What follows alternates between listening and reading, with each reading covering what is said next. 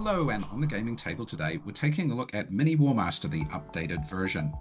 So I'm just doing a quick update here of Mini-Warmaster. Basically, I've done a bunch of playtests and I'm applying the learnings from those playtests to the kind of ideas I laid out in my original video for Mini-Warmaster. Just the short version is not really a lot's changed, but let's take a look. So over the last couple of months, I've done a few different playtests. We've had quite a few games on the table. We've had some different armies, and I've just kind of refined the ideas that I had for Mini-Warmaster. And so just bringing those to you today. So basically the main objectives of Mini-Warmaster is to be able to play on a smaller table. So where I am at the moment, basically my gaming table is a dining table. It's not very big. And so with something like a 2 foot by 3 foot or 60 by 90 centimeter or something like a dining table or a picnic table, I want to be able to play a decent game of Warmaster. And also want to be able to do that perhaps with smaller model collections. So for example, when building up a new army and you want to get a couple of test games in, you can just kind of play a Mini-Warmaster version, even if you've only got 6 or 9 or 12 stands painted up. Now, the basic ideas of Mini-Warmaster is that one unit is one stand. So here in this photo, you can see one unit, one stand of Marauder Cavalry being attacked by 2 units, 2 stands of Dark Elf Infantry. Also, we have all the distances in the game as well to be able to fit it into that smaller table space. So here's an example of a table that I often use. It's about 110 centimeters long, 70 centimeters deep. So that's a little less than 4 feet by a little more than 2 feet. And for deployment, normally in Warmaster you set up 80 centimeters apart, but when I'm playing here, I do 40 centimeters apart. And everything is halved. So all the movement distances are halved, all the spell ranges are halved, the shooting ranges are halved, and so on. Now, when you're building armies, just build them as normal. Just remember that one unit is one stand, so there's no modifications to points or anything like that. You can just basically build a normal army. Now, in the game, command is still the same. You still basically do your command rolls in exactly the same way. The modifier for range, of course, is half distance, so it's only going to be -1 every 10 centimeters. Now, brigades will still work the same, and you can have, again, up to 4 units in a brigade. Just remember that that means 4 stands, because one stand is 1 unit. Now, shooting in the game is essentially the same. There are a couple of stat changes for war machines. That's just to keep them balanced with everything else when you reduce the number of stands down. But apart from that, shooting just proceeds as normal. Now, magic spells are also adjusted, and basically the idea of Mini-Warmaster is you're adjusting everything down by 1/3 of effect, right? So instead of 3 stands in a unit, it's only 1. So magic spells, just adjust them down by 1/3 for damage dice. Other spells, generally speaking, work the same. So a lot of damage spells, instead of 3 or 4 dice, you're just going to roll 1 dice for those. Melee combat is basically the same, and for edge-to-edge contact, nothing really changes.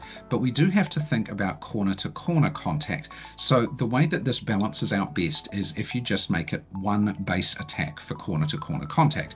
Units can still have their charge bonuses and so on, but 1 base attack, corner-to-corner, seems to balance out pretty well here. And so in this sort of situation where units A and B, 1 stand each, are attacking X, B has front edge contact with X, it gets its normal number of attacks. A has corner contact with X, and so we'll just have 1 base attack plus charge bonus or whatever. X, meanwhile, will fight back to its front at unit B, and it will have its full number of attacks. Now, support, you have to do support a little differently, again, because of the number of dice are smaller and things like that. So basically we say rear support only for front edge contact and no side support in any cases at all. So for this kind of infantry engagement we've got going on here, we've got C and X basically engaged in front-to-front fighting. B is corner-to-corner with X, and so it will have its 1 base attack. On the red side, neither A nor D will provide support. D is in rear, but it's rear for corner-to-corner contact, not front edge contact. And A is side contact, there's no support there. Meanwhile, on the blue side, Unit Y will provide support to Unit X because it's rear support and front edge contact. Here we've got perhaps a cavalry unit charging in. So here the cavalry unit X would fight with its normal number of attacks against B, and B would fight back with its normal number of attacks. A and C are not in contact and they don't provide support to the sides, but D does. It's in rear support of B. And here perhaps we've got an infantry unit going up against, it could be cavalry or artillery for unit B. Here A, B and C are all in front edge contact, and so they will get their normal number of attacks. D will provide support because it's rear support for unit C, which is in front edge contact. It doesn't matter if the whole front edge is in contact or not, as long as some portion of it is. So the exception for rear contact there is when it's corner to corner, as we saw in an earlier example. So just taking a look kind of on the table at some fights that happened. So here we've got a couple of units of Marauder Horsemen having a go against some Dark Elf crossbows and some spears behind them. Here the cavalry, let's say they charged in, they would get their normal number of attacks +1 for charging each, and they're in edge contact there. Okay, the crossbowmen would get their normal number of attacks, and the spearmen behind with the green dot, they would provide support. In this fight here, we've got one stand or one unit of Marauder Cavalry going against one unit of Spearmen, and then off to the side of those Spearmen, we've got some crossbows and some more Spearmen. Now, there's no contact for those units marked in the red dot there. They're not actually part of the combat engagement, and they don't provide support. So in terms of working out whether or not things are engaged, you use the normal Warmaster rules. So if there's contact, be it edge or corner contact, or if the unit is providing support, it's part of the engagement. But here, neither of these red marked units are providing support, they're not in contact, and so they're not part of the engagement. However, if things change by these Marauder infantry charging in here as well, now where that red dot is marking, there is corner-to-corner contact between the Marauders and the Spearmen on the left. Now this is all one big combat according to the normal rules of Warmaster. The unit of blue marked Marauders here, they'd be in corner-to-corner contact. They would get 1 base attack, plus 1 more if they're charging, obviously. The units in green marked here, they would be able to provide support because they're rear support for edge contact.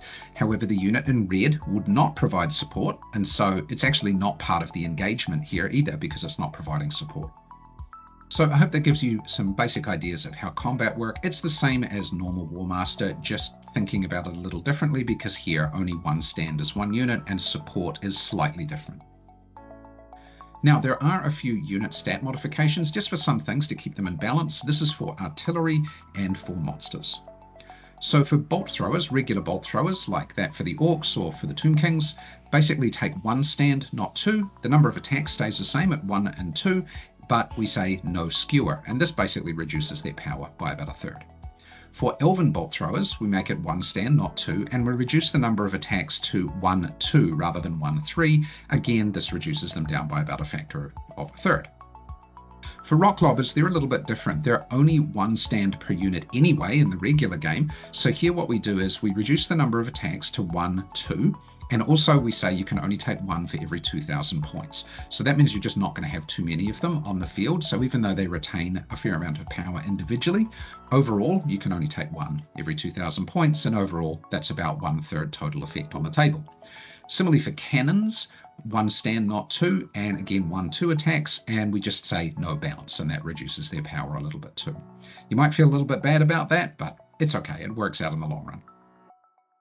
For other sorts of artillery, you can kind of manage how they're going to work. So things like trebuchet for the Bretonians or the Hellblaster volley gun, just reduce the number of attacks or the power by about 1/3 as in these examples. Now for monsters, if the monster has a wounded status, then we just use that status as I described in an earlier video. Otherwise, you kind of eyeball it for 1/3 effect. In the earlier video where I talked about monsters, I gave some examples of what to do with different things, like say the Dark Elf Hydra, but just basically say, make it about 1/3 effect, and you can't go too far wrong. Characters in the game, we just keep everything unchanged. We don't change the number of attacks or any of the things that they can take, like mounts. This is going to make characters relatively a little more powerful in the game, because in a regular game, when you have 2 units charging into each other, there might be 9, 12 attacks on each side, and the characters are only adding 1 or 2. But here, when a unit is 1 stand, then you're going to have maybe 3 or 4 attacks, and the character is adding 1 or 2. So their power is a little greater, but it works out okay. Don't worry about it too much. Just play them unchanged. And so through the different playtests and things I've had with this, we've had quite a bit of fun playing a bit of Mini-Warmaster. Here's a few examples from a few of the different games we've played. It looks good on the table. It plays in the same basic way. Combat is slightly different, but really the game is still about command and control, maneuvering, getting the fights you want, and getting in good positions. So I hope you enjoyed that little video about the updated rules for Mini-Warmaster. Have a go yourself and see what you think. But for now, thanks for watching, and we'll see you again real soon.